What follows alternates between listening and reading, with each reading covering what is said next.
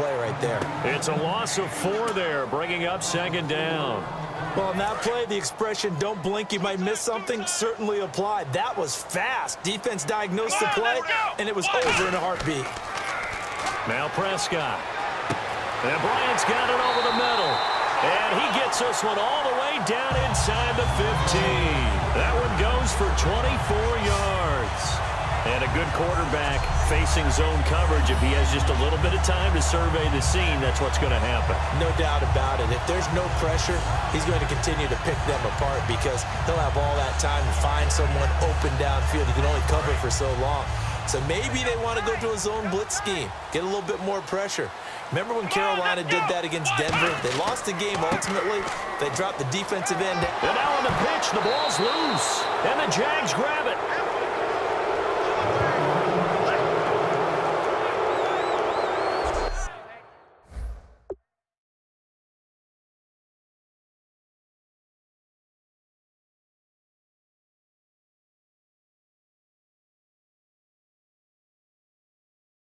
The psychology of the game never ceases to amaze me because you would think there would never be a fumble from what we hear from coaches all the time, right? And how much they practice not fumbling. Practice it, preach it, talk about it all the time. You would think no one would ever turn it over.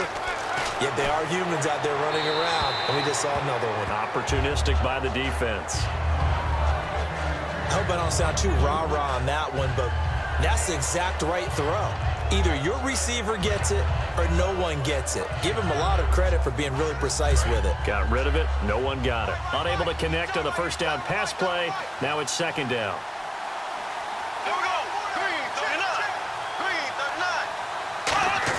Back to the air on second down. It's Bortles. Over the middle, and it's incomplete. He was looking to get it to Allen Hurns that time. And it's third down. 10 yards to go on third.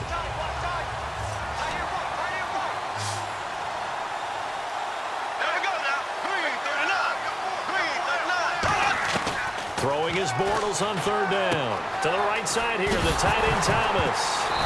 And a loose football. And they'll have great field position here as the ball will be at the 15-yard line. So the defense there, opportunistic. It's nice to give them credit, isn't it? Because so many times it's more a matter of what the offensive guy didn't do. Didn't secure the ball, didn't cover up. In this case, let's just give credit to where it belongs.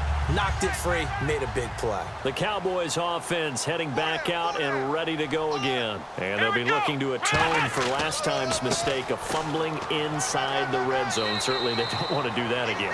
And so much emphasis placed on red zone offense. I mean, you have periods devoted in practice just for that because everyone knows how vital it is to put points on the board when you've entered that part of the field. And to come away with nothing, that's difficult for a team to handle. And difficult, and now we'll see if they can make it less difficult on themselves on this drive. On second down, Elliott. And he couldn't quite get there. Tackled down at the 1. It's a 10-yard gain there, and it sets him up now first and goal. Well, after getting the ball in prime position to score after a fumble recovery, you think you're in a great spot. But the defense on the field is saying not so fast, and they've held firm on the first 2 plays. They'll try to run it in with Elliott. And he is going to lose yardage here. It's a loss of a yard there, and now second down. Dante Fowler just made a play that he could be really proud of there. Nice tackle for loss. And what a relief it is for him to be back on an NFL field after missing his entire rookie season with a knee injury. I think the entire defensive unit is relieved that he's out there. Prescott. And Dez has got it. Dez Bryant for the Cowboy touchdown. Dez Bryant, a 1-yard touchdown reception. And the Cowboys will add on to their lead. Well, that's about as quick of a passing touchdown as you'll ever see right there. Everyone has a section in their playbook called the quick game. That was a super quick game. Out of the hands of the thrower, bam, right to the receiver, successfully for a touchdown. How in-depth is that quick game part of the playbook? It's pretty in-depth because people want the ball out of the hands of the quarterback into the playmaker's hands downfield as fast as possible. There are a lot of plays, a lot of options involved with that. And it's good to make it 14-0. A drive there of just 4 plays.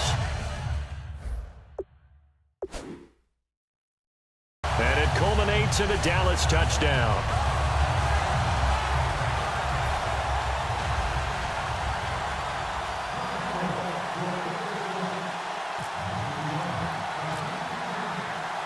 Bailey now to kick it away after the touchdown. Here's Corey Grant now to return. And he'll get it up to about the 26-yard line, just across the 25. And out now comes Jacksonville as they get ready to go. And last time, not only the turnover, but that turned into 6 points. They got to make up for that here. You always hear about empty possessions, but some are worse than others. He rifles one that's intercepted. Picked off by Morris Claiborne. And his guys are going to get the football at the 37-yard line.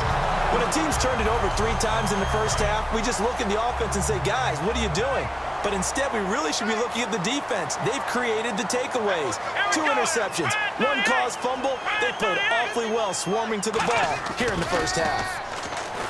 Now a play fake here on first down. And this is caught at the 8. Touchdown, Cowboys. Dez Bryant with his 2nd touchdown here in this first half. And the Cowboys will extend their lead. Now he's having a nice little first half here, partner. And it's a first half that leaves us anticipating what can still come. I mean, 2 touchdowns already here through the second quarter. There could be plenty more before this game is over. And it is now 21-0.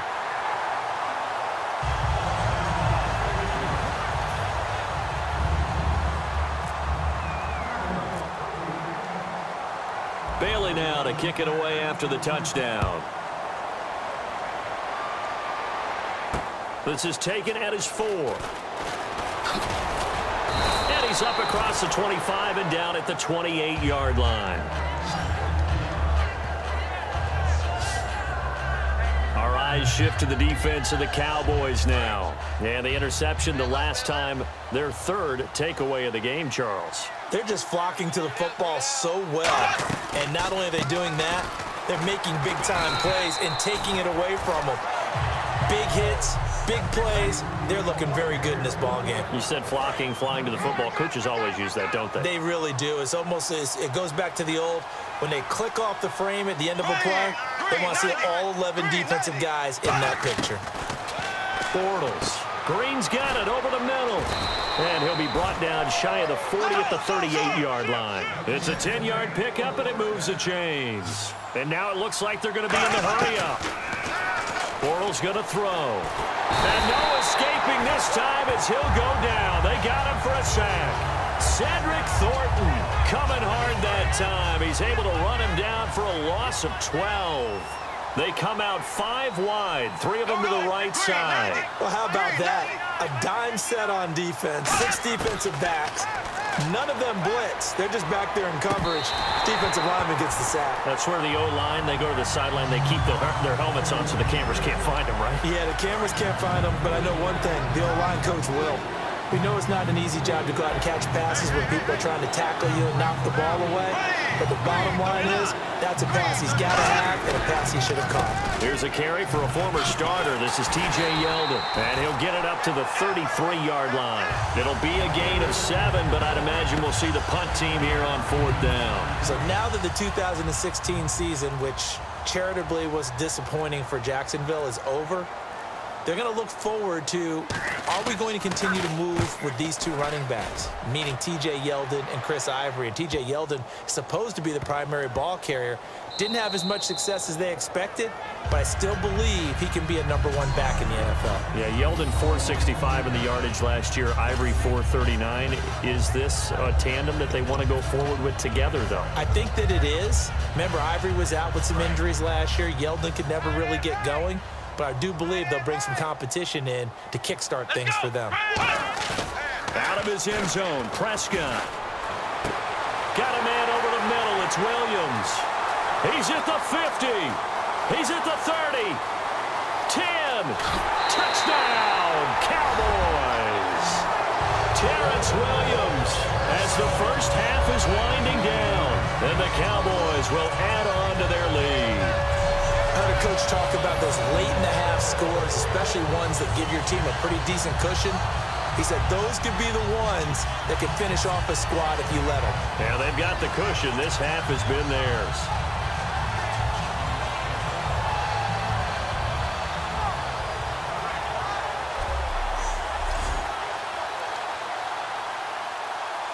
Now Bailey to tack on the extra point.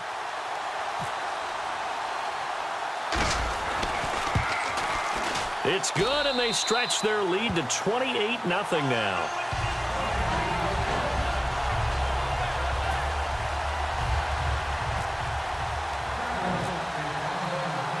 Bailey now to kick it away after the touchdown. This will be taken in at the 1. And he'll take this across the 25, couple extra yards up to the 27-yard line.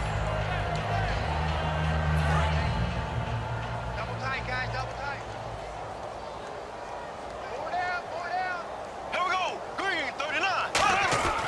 The drive begins with a run by Ivory. And nothing doing. He's immediately taken down at the line of scrimmage. Call it no gain on the play, and it'll be second down.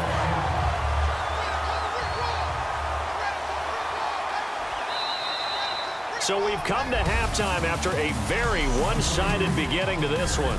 Okay, well, so much for the halftime report here. Guy can't even finish his Snickers. We're going to get right to the third quarter. Let me spit this out. Both teams appear ready for the fight ahead, and we resume action here in quarter number 3. This fielded at the 2.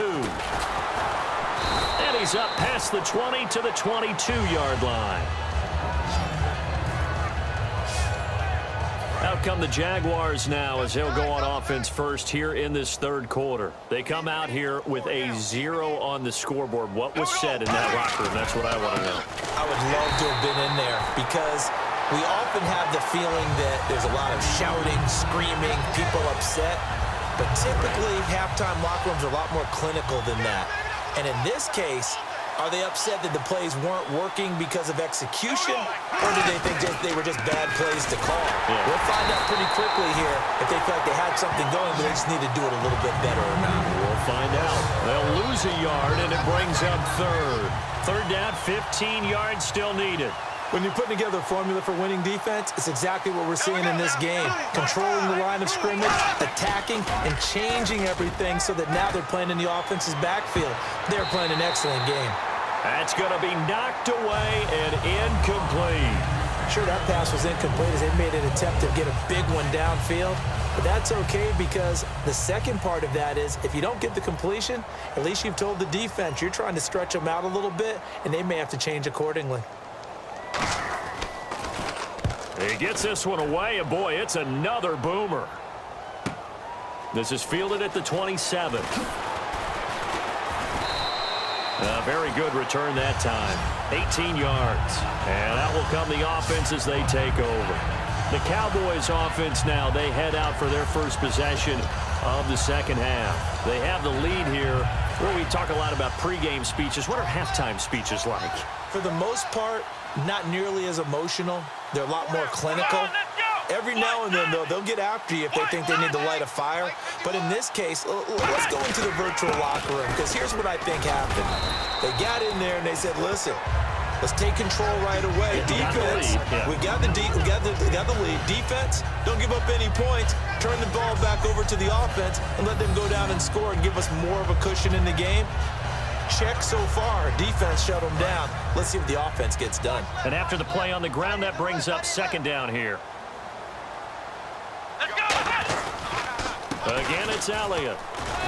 Oh, spinning away. He leaps over him. Ezekiel Elliott gonna take it the distance. Touchdown, Cowboys. Ezekiel Elliott, his second touchdown of the afternoon. And the Cowboys add on. And on that long run, maybe the defense caught napping a little bit. The concentration level may not have been there. I agree with you on that one because those types of plays, when they result like that, they're